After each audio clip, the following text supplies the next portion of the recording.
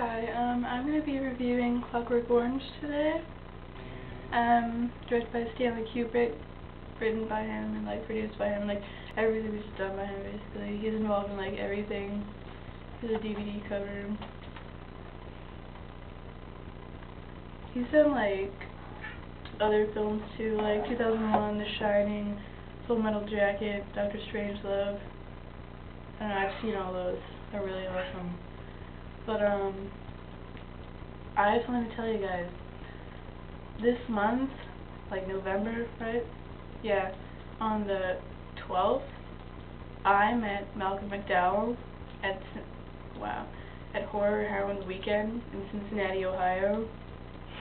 I got my picture taken with him. I got 3 autographs. Oh my god, I was shaking so bad. He's my idol. I almost cried. But anyway, I'm gonna do the review. And I wrote it down just so I wouldn't forget anything. So I want it to be good, you know. Because it's my favorite movie of all time. All time. Okay, so here it goes.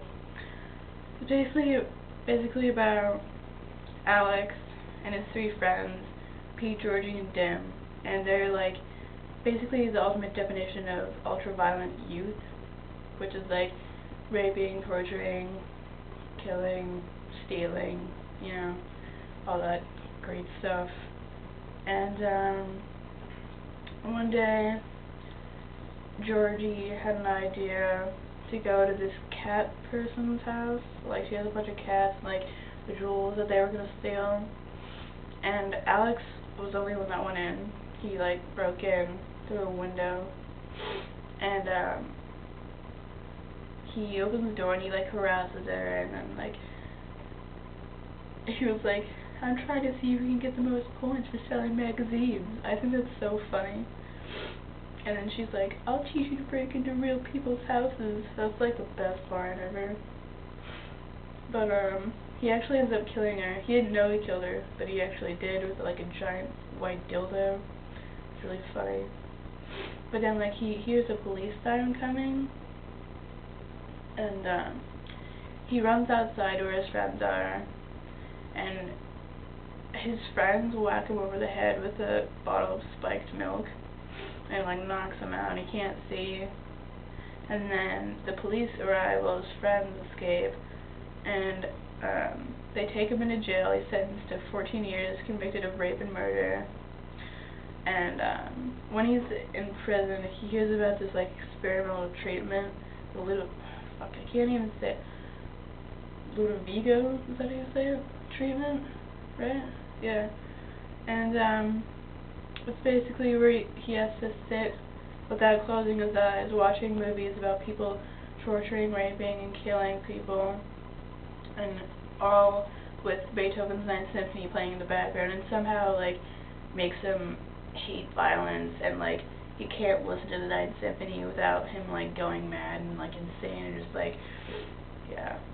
And then he goes through that treatment for a really long time, and then he graduates, and he's set free and everything, and then he's sent out back on the streets. And then when he goes home, there's another person, Joe, living in his room. And then Joe has already paid the month's rent for the upcoming month, so they really can't kick him out. So Alex is forced to go out on his own, and he's standing by a river. I don't know what it is. I'm guessing it's a river. And this old guy comes up to him asking him for money, and he doesn't realize it, but it's the old guy that he beat up in the beginning, you know? If you see the movie, you know. But he realizes that Alex was the one who beat him up and almost killed him. He's oh my god. And then all his old friends get up and start beating him up and everything. And 2 policemen try to put a stop to it. And when Alex looks up, it's Georgie and Dim, his 2 old friends, you know. And they take him to really far out of the country, in the middle of nowhere, and try to drown him in this freezing cold tub of water. And then they leave Alex there just like almost dead, and like then Alex is like forced to like find his own way and like find help for himself.